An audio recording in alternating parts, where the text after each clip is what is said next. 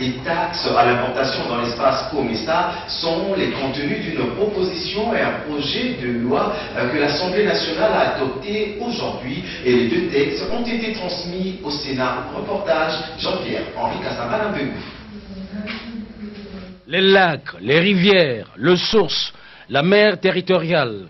En somme, toutes ces potentialités en ressources en eau et écosystèmes aquatiques doivent cesser dans leur gestion d'être tributaires d'un arsenal juridique en déphasage avec les dispositions de la Constitution en vigueur.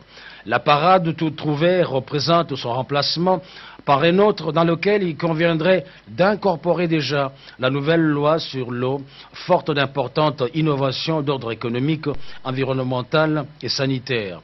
Elle met aussi un accent particulier sur l'exercice de droit d'accès à l'eau potable. Adopté en seconde lecture, le texte prendra la direction de la commission mixte paritaire Assemblée nationale-Sénat pour harmonisation des vues. Le Sénat s'apprête également à se pencher dans le cadre d'une seconde appréciation le projet de loi relatif à l'instauration d'un nouveau tarif de droits et taxes à l'importation en application du traité du COMESA signé le 5 novembre 1993. Sénat, par contre, la loi organique modifiant et complétant les statuts des magistrats a été votée à l'unanimité, et ce, après harmonisation des points de vue. Reportage Bertin Ekofoïsaoso et Bertin Moukonkole. La Cour suprême de justice a jugé inconstitutionnelle la loi portant statut de magistrat telle que votée par le Parlement. Le texte a été renvoyé pour une seconde lecture. Les alinéas 5 et 6 de l'article 61 ont posé problème en ce qu'ils interdisent aux magistrats faisant l'objet de poursuites répressives ou de prises à partie d'exercer ses fonctions jusqu'à la décision définitive. Or, le magistrat en question doit présenter ses moyens de défense. La commission mixte paritaire a élagué les deux alinéas. Elle a présenté une nouvelle version des textes à l'Assemblée plénière qui l'a approuvée à l'unanimité. Et le Premier ministre Matata Ponyo a eu une séance de travail avec les responsables des Congo Airways. Les échéances pour le démarrage de cette compagnie aérienne étaient évoquées au cours de cette réunion. On fait le point avec Guy Matundu. Elle prend de plus en plus forme, la nouvelle compagnie nationale aérienne. Les différents responsables, à savoir le ministre des Transports et Voies de Communication et l'ensemble du staff dirigeant de Congo Airways, sont venus ce matin recevoir du Premier ministre Matata Ponyo Mapon les directives pour le bon décollage de ces avions qui seront visibles dans le ciel congolais d'ici le mois de juin. Le Premier ministre a martelé et a insisté sur le délai et sur les normes. Sur le Premier ministre en introduction qui nous a rappelé la nécessité de respecter les standards les plus exigeants, en tout cas en matière d'aviation civile, pour la mise en place de cette compagnie-là. Aussi bien dans les recrutements, dans les choix des avions, dans tout ce qu'il faut faire, nous devons respecter les normes les plus strictes. Et ça, c'est important. Alors, nous avons aussi discuté avec le Premier ministre sur toutes les possibilités d'acquisition d'avions aujourd'hui, sous toutes les formules, toutes les formes, que ce soit en ACMI, que ce soit en dry lease, que ce soit en achat. Et donc, nous avons passé en revue toutes ces possibilités, étant entendu que nous avons devant nous un délai qu'il faut impérativement respecter. Nous disons que d'ici au 30 juin, il faut qu'il y ait opérationnalité de quelques avions. Nous avons toujours dit que nous avons, pour faire court, 3 objectifs. Le tout premier, c'est que nous devons avoir une compagnie totalement sécurisée. La sécurité n'a pas de prix et donc nous faisons de la sécurité un point d'honneur. D'ailleurs, ça, c'est une des exigences communiquées par les chefs de l'État lui-même. Deuxième objectif, c'est la fiabilité. Troisièmement, c'est le coût du billet. Et ça, c'est un objectif social. Nous voulons que le prix ou les coûts soient démocratiques. C'est-à-dire que la population puisse accéder au transport aérien, que ça ne soit plus un luxe.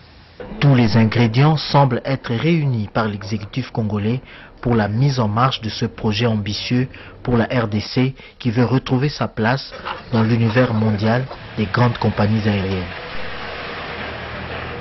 Restons toujours à la primature pour dire que le Premier ministre Matata Ponyo a reçu une délégation de l'ITIE. Encore une fois, retrouvons Guy Matundu dans ce reportage. Satisfait au gouvernement congolais. Ce sont là les propos tenus par cette délégation de l'ITIE, Initiative pour la transformation des industries extractives, cet après-midi lors de leur visite à la primature. Satisfait au gouvernement congolais pour tant d'efforts fournis dans la gestion rationnelle de ressources minières. Cette délégation est venue contempler et dire de vive voix leur gratitude au chef du gouvernement congolais Matata Ponyo pour le pas de géant franchi dans l'utilisation à bon escient des richesses du sous-sol. L'ITIE s'est dit prête à conjuguer ses efforts aux côtés du gouvernement congolais pour booster l'industrie minière. Nous avons effectivement des gens qui travaillent pour le compte de l'ITIE ici. Nous avions visité la mine et ce que nous avons découvert, c'est que dans l'histoire de ce pays, en tout cas, vos ressources minières n'ont pas bénéficié à tout le monde. Mais maintenant, en tout cas, les autorités sont en train de corriger cela. Le ministre, le Premier ministre, nous sommes en train de féliciter tous les efforts qu'ils sont en train de faire. Et nous les félicitons parce que c'est difficile, mais ils ont encore du chemin à faire. Parce que ce sont des choses qui ont été très mal gérées pendant de longues années. Mais notre message était d'abord celui de félicitations. Nous avons été impressionnés par tout ce que le Premier ministre est en train de faire avec le ministre et nous sommes prêts à les supporter. Okay. 187 corps se trouvant encore à la morgue de l'hôpital central de Kinshasa seront enterrés ce week-end, annonce faite par le ministre de la Justice, Garde des Sceaux et Droits Humains, Alexis Tambwe-Mwamba. C'était tôt ce matin. Regardez. Premières enquêtes sur l'affaire enterrement collectif des 421 corps au cimetière de Fula-Fula dans la commune de Maluku. Les choses commencent à s'éclaircir davantage. Le ministre de la Justice, Garde des Sceaux et Droits Humains, maître Alexis Tambwe-Mwamba, fait le point de l'état d'avancement de ce dossier devant la presse. Nous savons que l'enterrement se fait entre 5h et 6h du matin. Pourquoi à cette heure-là? C'était uniquement pour ne pas choquer les gens et parce que dans le passé, lorsque les enterrements ont été collectifs, il y a eu des réactions de la part des populations. Ces enterrements sont courants. En remontant sur les 12 derniers mois, je peux vous donner les statistiques. Le 2 avril 2014, on a enterré 83 corps. Le 8 juin 2014, 343 corps. Le 21 décembre 2014, 98 corps. Le 19 mars, 421 corps. Et à la date d'aujourd'hui, on a à la morgue 197 corps qui vont être enterrés ce week-end. Le gouverneur de la ville va faire un communiqué pour signaler aux familles qu'il y aura un enterrement ce week-end. On ne va pas indiquer les lieux pour ne pas créer un attroupement, mais les autorités municipales seront informées. À la date d'aujourd'hui, le procureur général de la République a fait un communiqué par lequel il a demandé que tous ceux qui ont perdu un membre de leur famille puissent se signaler. Ce communiqué date du 11 avril. Et il est dit dans le communiqué, le procureur général de la République, M. Flori Kabange-Numbi, invite toute personne qui détiendrait une information susceptible de l'aider à accélérer les investigations qu'il mène sur les rumeurs autour de la fosse commune de Maluku, à venir la lui communiquer soit directement à son office, soit en contactant le chef du parquet secondaire de Kinkolé, les officiers de police judiciaire de la police nationale congolaise, les inspecteurs de police judiciaire de l'auditoire général ou tout autre officier du ministère public ou de police judiciaire de son choix. Et c'est daté du 11 avril. Le procureur général de la République a également envoyé un courrier dont il m'a réservé copie à la date d'hier au représentant du Haut Conjoint des Nations Unies aux droits de l'homme pour lui dire, écoutez, les allégations qui sont dans votre rapport à savoir notamment que vous avez été informé par des gens qui avaient des odeurs pestilentielles. On ne les a pas constatées et nous lui demandons de pouvoir amener en fait, disons, ces personnes pour qu'elles soient entendues par le magistrat instructeur.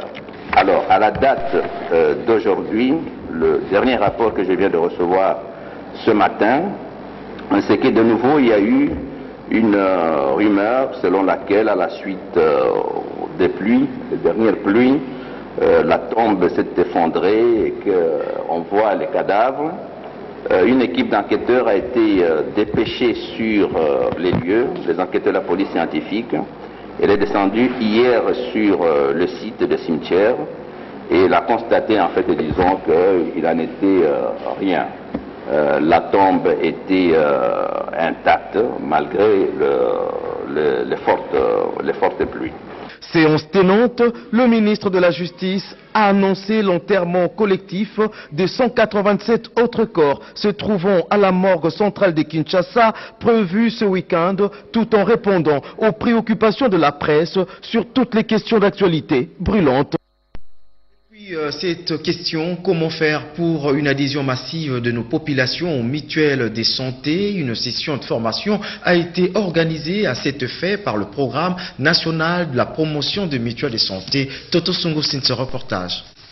Le programme national de promotion des mutuelles de santé, en partenariat avec Paskin, organise une formation des zélateurs des zones de santé de Kasavubu, Ngiringiri et Bumbu pour la mutuelle de santé de Kinshasa. Ce programme est financé par le gouvernement du Canada.